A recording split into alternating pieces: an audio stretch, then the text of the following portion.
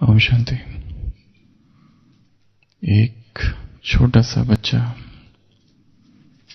सुबह सुबह जब सूरज निकला हुआ है अपनी परछाई देखता है और अभी वो घुटनों के बल ही चल रहा है और वो जो परछाई है, परछाई का जो सिर है उसको पकड़ने की कोशिश करता है और बहुत नाराज होता है, क्योंकि जब जितना जितना वो कोशिश करता है उतना उतना परछाई सामने जाती है और सामने जाता है और सामने जाता है, परंतु पकड़ नहीं पाता है। एक सन्यासी उसे दूर से देख रहा होता है, तो वो आता है और कहता है, क्या मैं तुम्हारी मदद करूं? कहते हैं हाँ।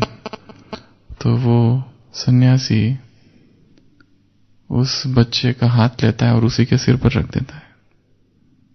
तो जैसे ही बच्चा अपना हाथ अपने सिर पर रखता है, परछाई का हाथ भी परछाई के सिर पर आ जाता है और परछाई का जो सिर है वो पकड़ लेता है, परछाई हाथ में आ जाती है। जीवन भी परछाइयों का ही खेल है, परंतु परछाई को पकड़ना या परछाई से मुक्त होना, इसकी विधि उस परछाई से कुछ करना नहीं है।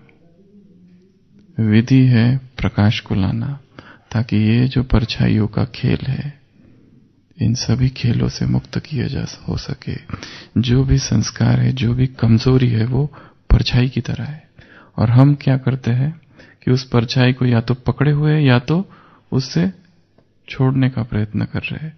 और परछाई असत्य है, परछाई भ्रम है, परछाई में वास्तविकता नहीं है, इसलिए मुक्त कभी हो नहीं पाते हैं, क्योंकि हमेशा प्रयत्न ये चालू है या तो संस्कार को पकड़ा है या तो किसी को छोड़ना चालू है, जबकि दोनों ही अवस्थाएं भ्रम की अवस्था है।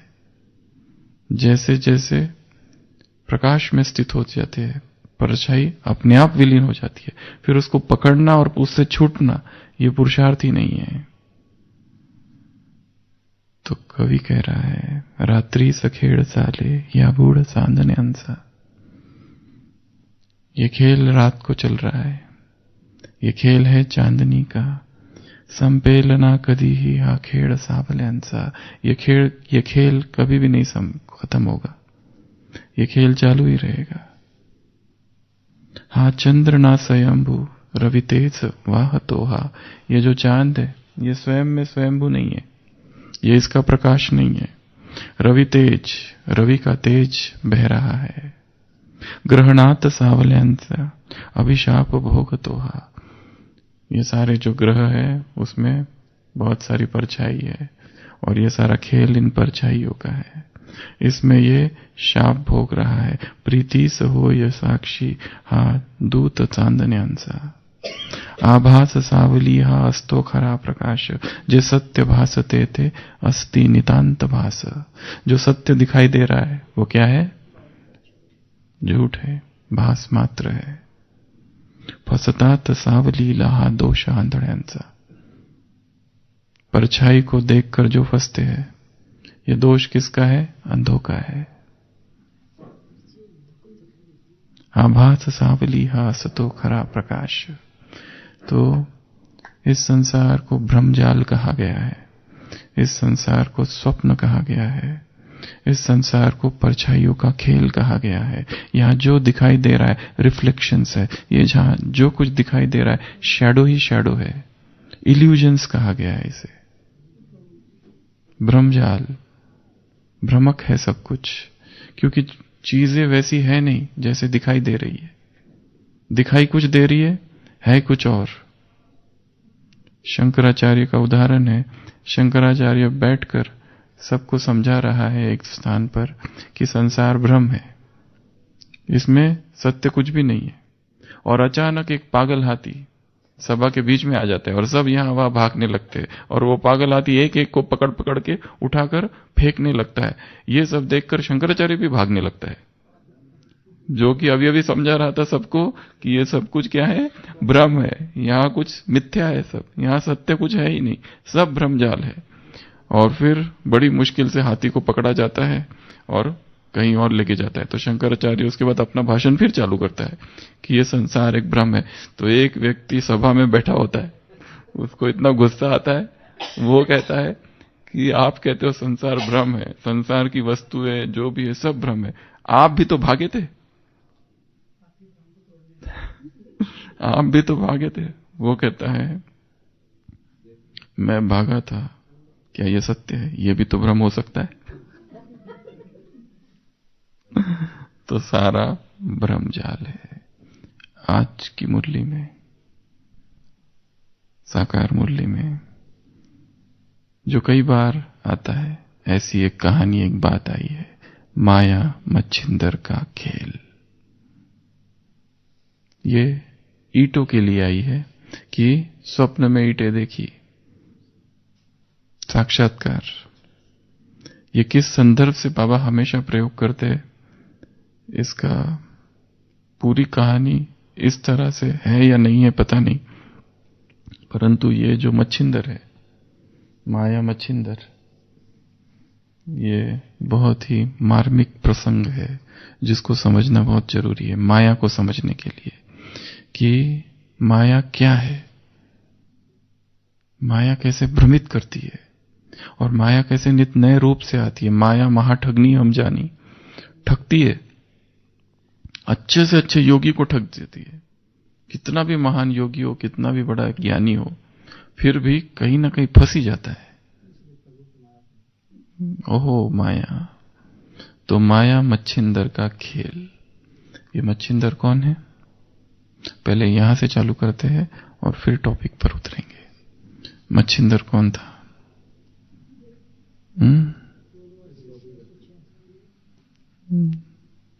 ये मूवी निकली थी कभी 1936-37 में, माया मच्छिंदर की,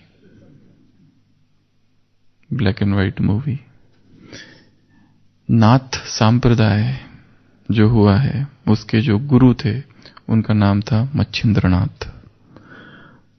उनकी जन्म तारीख बहुत विवाद है, परंतु कई लोग कहते हैं जब राजा विक्रमादित्य थे, सम्राट विक्रमादित्य, और उनके बड़े भाई भर्तरी, उसी समय ये हुए थे लगभग। किसी का कहना है कुछ और, किसी का कहना, बहुत सारे मतांतर है। तो मच्छिंद्रनाथ नाथ संप्रदाय के प्रमुख बताए जाते हैं, या फिर कहो हठ योग की स्थापना करने वाले द्वापर युग में। यही है मच्छिंद्रनाथ, बहुत महान योगी, बहुत ज्यादा तपस्वी। इनके जीवन में वर्णन है कि ये एक बार घूम रहे होते हैं तो एक माता के घर के पास जाते हैं। माता कहते हैं मेरा कोई बेटा नहीं है, मुझे कुछ दो। तो वो एक राख देता है थोड़ी और कहता है कि ये खा लेना तो तुमको पुत्र हो जाएगा। वो माता अपने पड़ोसियों के पास जाती है। पड़ोसी कहती है ये सारे योगी बाबा जो होते हैं ना, ढोंगी होते, ऐसा कभी होता नहीं है। तो वो राख को फेंक देती है एक किचड़े के ऊपर। 12 साल के बाद जब मच्छिंद्रनाथ वापस आते हैं, कहते तुम्हारा बेटा कैसा है? वो कहती है बेटा, वो बता देती है कि मैंने तो राख को फेंक दिया था। कहाँ फेंका था? वो लेके जाती है तो किचड़े का एक ढेर होता है और मच्छिंद्रनाथ उस बालक को कहता है निकल के आ जाओ। तो 12 साल का वो बच्चा निकल के आता है। ये सारी कहानियां हैं, कितनी सत्य है किसी को पता नहीं, पर ऐसी कहानियां हैं। और वो कहता है कि अब मैं इस बच्चे को लेके जा रहा हूं, और उसका वो नाम रखता है गोरक्ष। गोरक्षक, गो अर्थात राख, रक्षा करने वाला था रक्षक, मतलब इस राख ने इस बच्चे की रक्षा की, इसके लिए इसका नाम गोरक्षनाथ। इसके लिए ये मच्छिंद्रनाथ और गोरखनाथ, ये दो शिष्य और गुरु, गुरु और शिष्य भ्रमण करते यहां वहां, और बहुत अनासक्त, वैरागी, तपस्वी, संसार की मोह माया से परे, किसी का कोई प्रभाव नहीं दोनों पर। एक बार मच्छिंद्रनाथ गोरखनाथ से कहते हैं कि तुम थोड़ी तीर्थ यात्रा में जाओ, और वो तीर्थ यात्रा करने चला जाता है। और मच्छिंद्रनाथ के लिए दिखाया है वो हनुमान जी से मिलते हैं वगैरह वगैरह, बहुत सारी सब प्लॉट्स वो सब छोड़ देते हैं, और वो एक नए प्रदेश में जाते हैं, जो स्त्री प्रदेश होता है, त्रियादेश किसको कहते हैं, चीन में कहीं शायद, तो वहां पर केवल स्त्रियां ही रहती है। और वहां पर दिखाया है, ये तो योगी होता है और धीरे धीरे वो राजकुमारी होती है, रानी, वो पूछती है ये पुरुष कैसे आ गया हमारे देश में।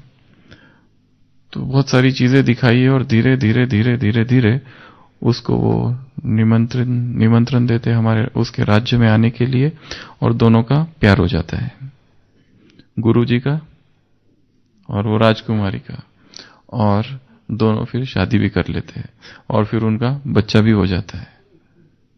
और ये सब जब होता है और फिर वो जो शिष्य है जब निकल के बाहर आता है और उसको पता है मेरे गुरुजी गृहस्थ बन गए, ये क्या हो गया अनर्थ। वो कहता है कुछ भी हो जाए मैं अपने गुरुजी को निकाल कर वापस लाऊंगा ही, क्योंकि मेरे गुरुजी महान पुरुष है, वो सन्यासी है, वो तपस्वी है, योगी है, ब्रह्मचारी है, ये गृहस्थ में कहां फंस गए। वो इतना उसको दुख होता है अपने गुरु के विषय में ये सुनकर, और प्रतिज्ञाबद्ध होकर जाता है कि मैं कैसे भी करके अपने गुरु को खींच के वापस लाऊंगा ही लाऊंगा। और वो उस प्रदेश में प्रवेश करता है जहां पुरुषों को अलाउड नहीं होता है त्रियादेश कहा गया है उसको। तो वहां रहता है, भेष बदल कर जाता है और अपने गुरु को बार बार फिर याद दिलाता है, अलख निरंजन, ये नाथ संप्रदाय वाले अलख निरंजन करते हैं। तो तुरंत उसकी स्मृतियां जागती है, पर अब तो उसकी पत्नी भी है और बच्चा भी है, पर पत्नी फिर कहती है ये तो गड़बड़ हो रही है, और बराबर उसको कुछ कुछ षड्यंत्र करके गोरखनाथ को कभी जेल में भेजती है, कभी कुछ करती है, कभी कुछ करती है, पर वो भी बहुत बड़ा योगी होता है, निकल निकल के बाहर आता है, क्योंकि उसका लक्ष्य होता है मैं अपने गुरु को ये सब बंधनों में देख नहीं सकता, मुझे लेके ही जाना है अपने गुरु को। और बहुत उसको याद दिलाता है, कुछ कुछ करता है, और आखिरी में वो जब स्मृतियां आ जाती है और गुरु, वो जो राजा जाने के लिए तैयार होता है, पर पुत्र मोह, स्त्री मोह खींचते रहता है उसको। तो वो क्या करता है, गोरक्षनाथ उसका जो बेटा होता है ना, उसको ही सांप से मरवा देता है। और उसकी पत्नी फिर कहती है कि मेरे बेटे को जिंदा कर दो। वो कहता है मैं करूंगा अगर तुम मेरे गुरु को छोड़ दोगी तो। और पहले तो वो गोरक्षनाथ खुद ही, वो मच्छिंद्रनाथ खुद ही योगी होता है ना, वो कहता है मैं इसको जिंदा करता हूं। तो जिंदा करने की कोशिश करता है तो होता ही नहीं है। तो गोरक्षनाथ कहता है देखा, आप भोग विलास के कारण आपकी सारी शक्तियां चली गई, नहीं तो ये बहुत महान योगी था वो मच्छिंद्रनाथ। वो कहता है मैं करता हूं, देखो कैसे करता हूं। और गोरक्षनाथ खुद करने जाता है तो भी नहीं होता है। हनुमान जी कहते हैं कि तुमको अहंकार आ गया है इसलिए तो नहीं हो रहा है, अपने गुरु से क्षमा मांगो। पहले क्षमा मांगता है, फिर वो बच्चा जिंदा हो जाता है, फिर ये दोनों निकलकर बाहर चले जाते हैं। ऐसी कहानी पर कहानी यहां पूरी नहीं हुई है, इसमें बहुत बड़ा टर्निंग पॉइंट है लास्ट में। कहानी तो ये सारी है कि गुरु कैसे चले गए, गृहस्थ बन गए, भ्रष्ट हो गए, योग भ्रष्ट हो गए, बच्चे हो गए, पत्नी हो गई, मोह में फंस गए, और फिर लास्ट में गुरु अपने शिष्य अपने गुरु को मुक्त करके वापस अपनी कुटिया में ले आते हैं। और कुटिया में ले आके देखते हैं गुरुजी तो वहीं बैठे हैं, फिर ये कौन है, देखते हैं गुरुजी तो बैठे हुए हैं वहां पे, गोरक्षनाथ मच्छिंद्रनाथ। तो वो गोरखनाथ कहता है कि ये कौन है फिर। तो गुरु कहते हैं मैं तो यहीं बैठा हूं, ये सारा जो था ना ये भ्रम था, ये सारा जो था तुमको समझाने के लिए था कि माया क्या होती है। गुरु ने समझाने के लिए गुरु ने स्वयं को फंसाया, ये था ही नहीं कुछ, ये सब कुछ भ्रम था। तो माया, ये सब माया का खेल था, क्योंकि वो छोटा था ना गोरखनाथ। तो वो कहते हैं मैंने तुमको समझाने के लिए ये सब रचा था। तब उसका इतना गुरु से इतना प्यार बढ़ जाता है और बहुत रोता है, बहुत रोता है तो इसको कहते हैं माया मच्छिंदर का खेल। तो आज की साकार मुरली में ये आया है, पर उसमें जो बात आई है ईंट देखी, वो इस कहानी में कहीं पर भी नहीं है। अब वो बाबा किस संदर्भ से कहते हैं वो पता नहीं। बाबा कहते हैं साक्षात्कार, ईंट देखी, सतयुग में सोना ही सोना होगा, और वो ईंट देखी पर ला नहीं पाया। ये कहाँ है पता नहीं, अभी और भी कोई दूसरी कहानी होगी, ऐसी तो ढेर कहानियां हैं संसार में तो मच्छिंद्रनाथ और गोरखनाथ। गोरखपुर जो है ना, कहाँ, यूपी में। हाँ, वो उसी के नाम से बना हुआ है। और वो जो गुरखा होते हैं ना, वो नेपाल में, वो गोरखा, वो भी उसी के नाम से बने हुए हैं सारा ये सब। हाँ, काठमांडू में मंदिर भी, नेपाल में ये गोरखनाथ का बड़ा मान है। और सबसे ज्यादा महाराष्ट्र में भी है। और बौद्ध जो लोग हैं तिब्बत में, ये दोनों को 84 महासिद्ध योगियों में इन दोनों का नाम है, मच्छिंद्रनाथ और गोरखनाथ का। क्योंकि नाथ संप्रदाय का हो या फिर दत्तात्रेय का पहला वो शिष्य है, फिर वो ज्ञानेश्वर, संत ज्ञानेश्वर, ये सब इनको कई लोग कहते हैं महाराष्ट्र में, कई लोग कहते हैं और कहीं है। बहुत सारे मतांतर है। वो थे एक ही। पर ये बताया कि कैसे भ्रम है सारा। ये सारा जो रचा हुआ था, ये सारा भ्रम था, ऐसा कुछ था ही नहीं। गुरु तो वहीं बैठा है, वो शिष्य को समझाने के लिए। और शिष्य को कैसा अहंकार आ जाता है, मैं अपने गुरु को लाऊंगा, मेरी सिद्धियां ज्यादा है, मेरा गुरु भ्रष्ट हो गया है, ऐसा अहंकार आ जाता है उसको। तो माया मच्छिंदर का खेल, इसके लिए बड़ी प्रसिद्ध कहावत है, जाग मच्छिंदर गोरख आया, जाग मच्छिंदर गोरख आया। हे मच्छिंद्रनाथ जाग, गोरख आ चुका है। तो आत्मा भी ऐसे ही भ्रम जाल में फंस जाती है। आत्मा भी क्या हो जाती है, भ्रम जाल में फंस जाती है। और परछाई से लड़ने से कुछ नहीं होगा। विधि क्या है, जागरण।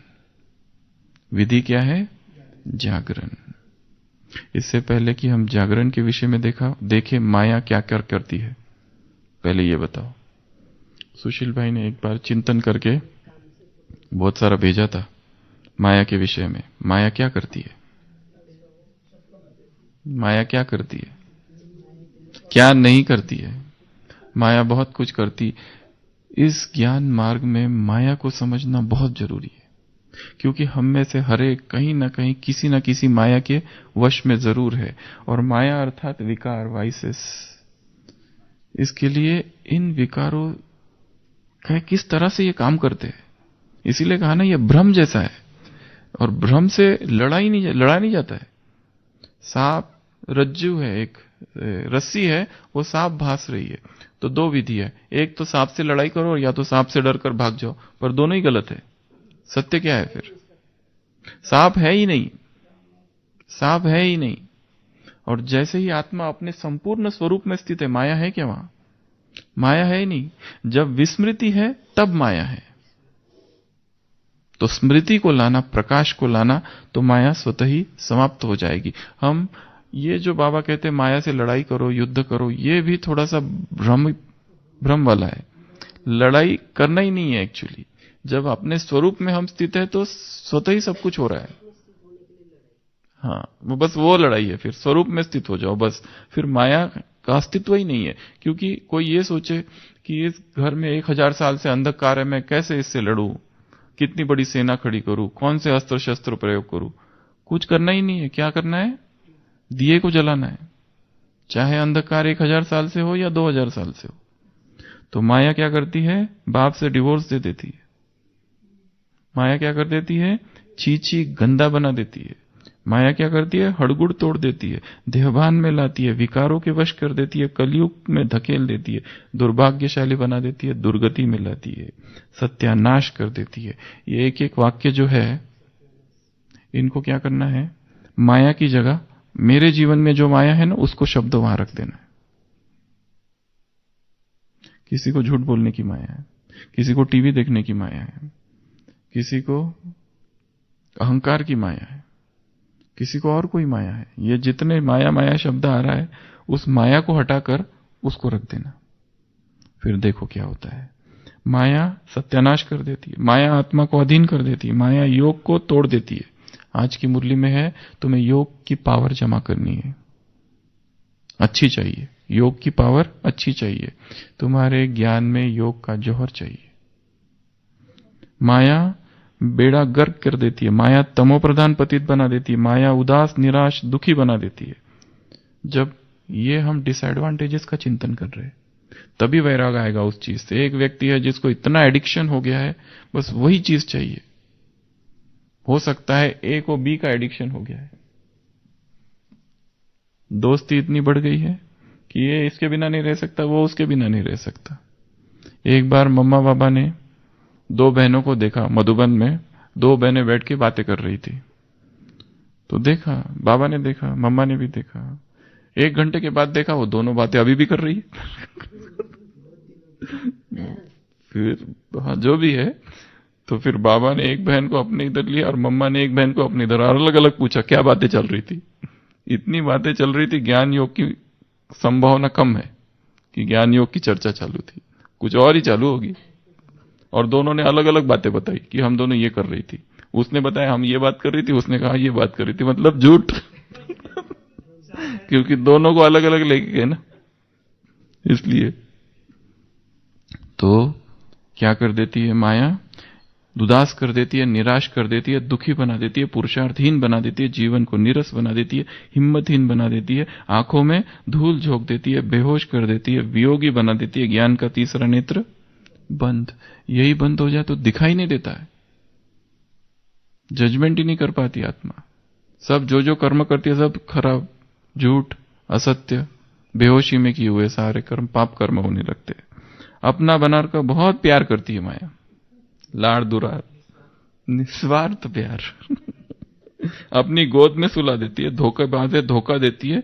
माया चील पंजा मारती है, माया अजगर कच्चा खा जाती है, माया घूसा मारती है, माया थप्पड़ मारकर मुंह फेर देती है, माया रावण शापित कर देती है, माया युद्ध में हरा देती है, माया दुश्मन गिरा देती है, माया रेस से बाहर कर देती है, माया याद में विघ्न डालती है, माया आत्मा के पंख काट देती है। पंख ही कट गए, देखो एक पंछी गिरा है, दोनों पंख कट गए, कैसा तड़पता है। आत्मा माया आत्मा को ऐसा ही कर देती है, कैसे उड़ेंगे? किसी को आदत है गॉसिप्स की, झरमोई झरमोई, अब उड़ो, उड़ सकेंगे क्या?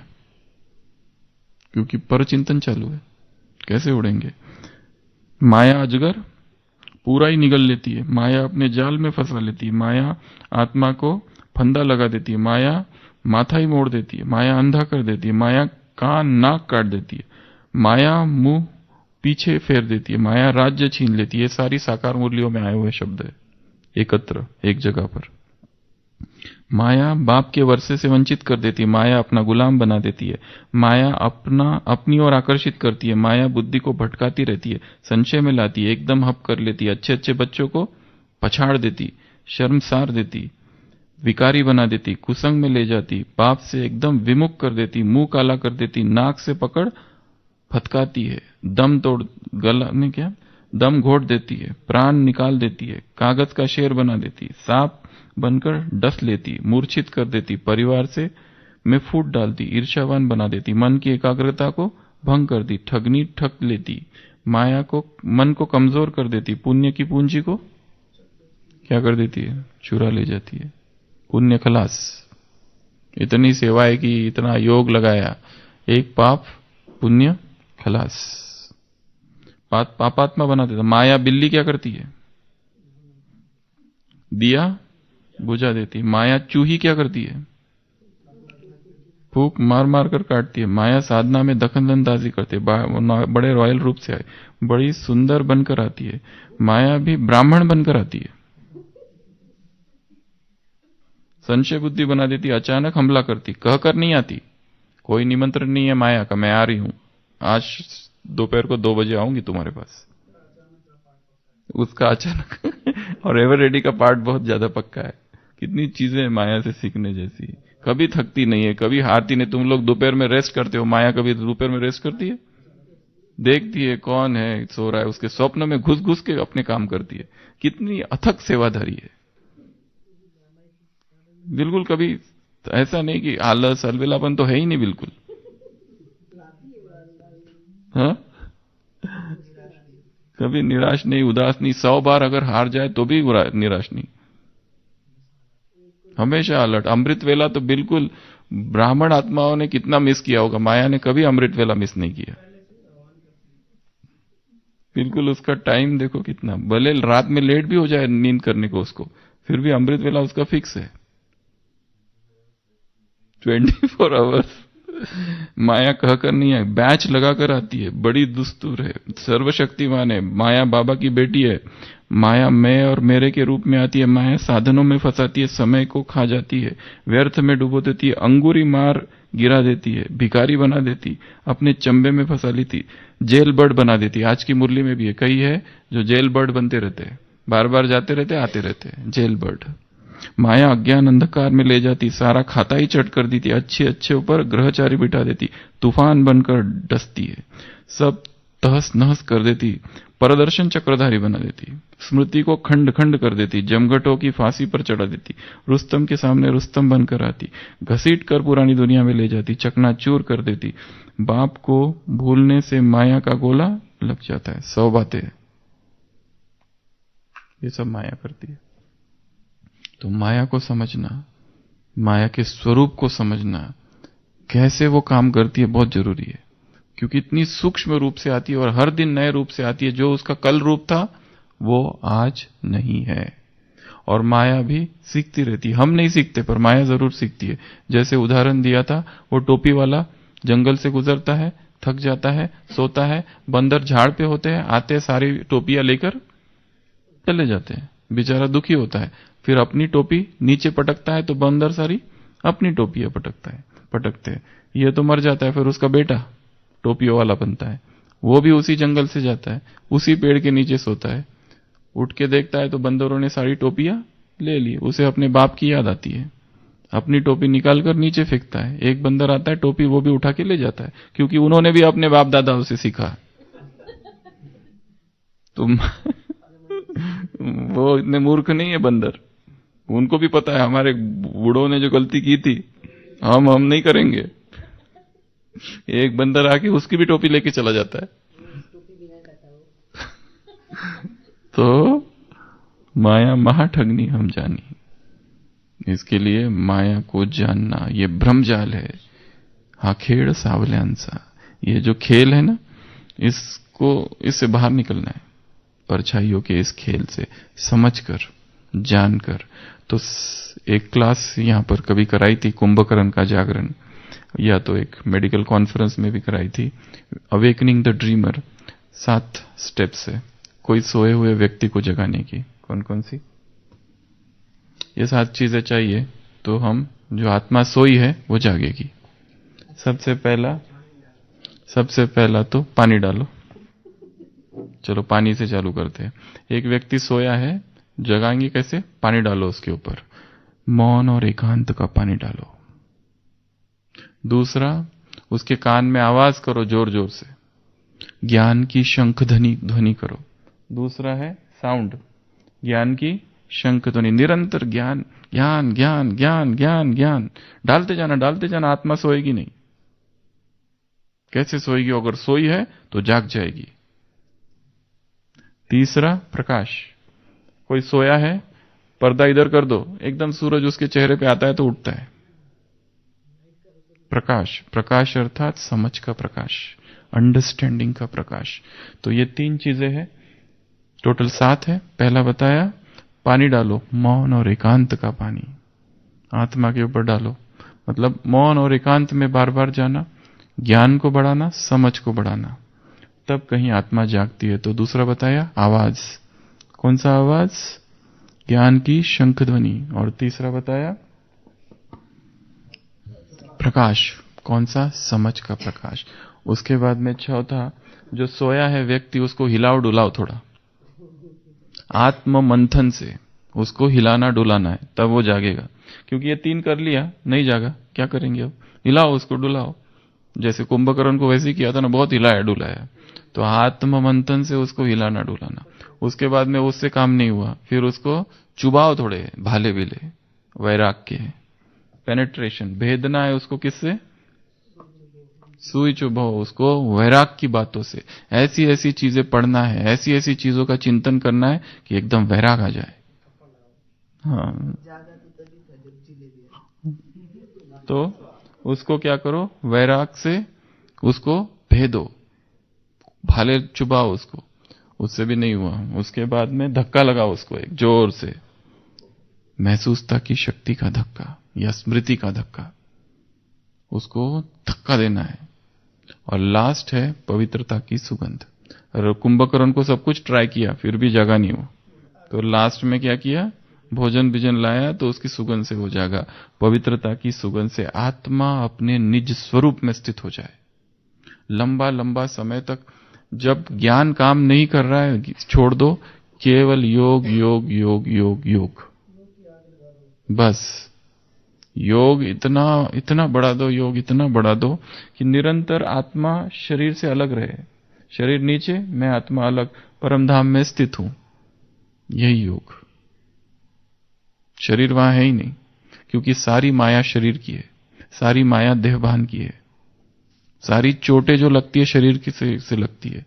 अगले संडे की मुरली कुमारियों से मुलाकात, बहुत कड़े शब्द प्रयोग किए बाबा ने 5 ग्रुप से कुमारियों के लिए क्या क्या बोला है, संसार, गटर, क्या क्या बहुत सारी चीजें कही है।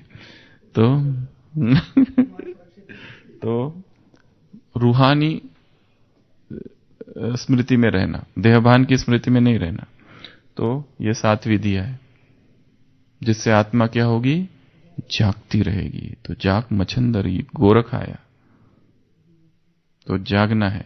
और जागना ही वास्तविक माया से मुक्त होना है। माया से लड़ाई बहुत कर ली, विकारों से लड़ाई बहुत कर ली, काम विकार से कुमार लड़ाई कर ही रहे, ब्रह्मचर्य पर हो नहीं रहा है। सब कुछ कर रहे हैं, कभी इधर कभी उधर, लड़ाई जारी है। फिर सोचते नहीं आज से नहीं करेंगे, आज से वो करेंगे, आज से वैसा करेंगे, आज से वैसा करेंगे। विधि लड़ाई नहीं है। विधि क्या है, जागरण। विधि है संपूर्ण जागरण।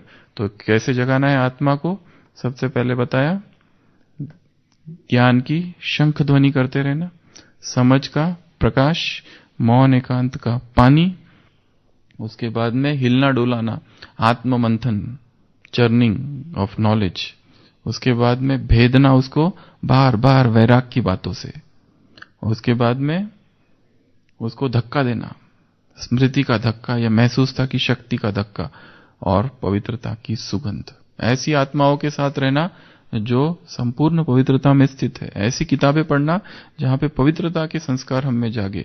ऐसी बातें देखना जो हमारे अंदर पवित्रता की इमेजिनेशन क्रिएट करे। ऐसी ऑडियो सुनना जो हमारे अंदर फील कराए कि हमको और पवित्र बनना है।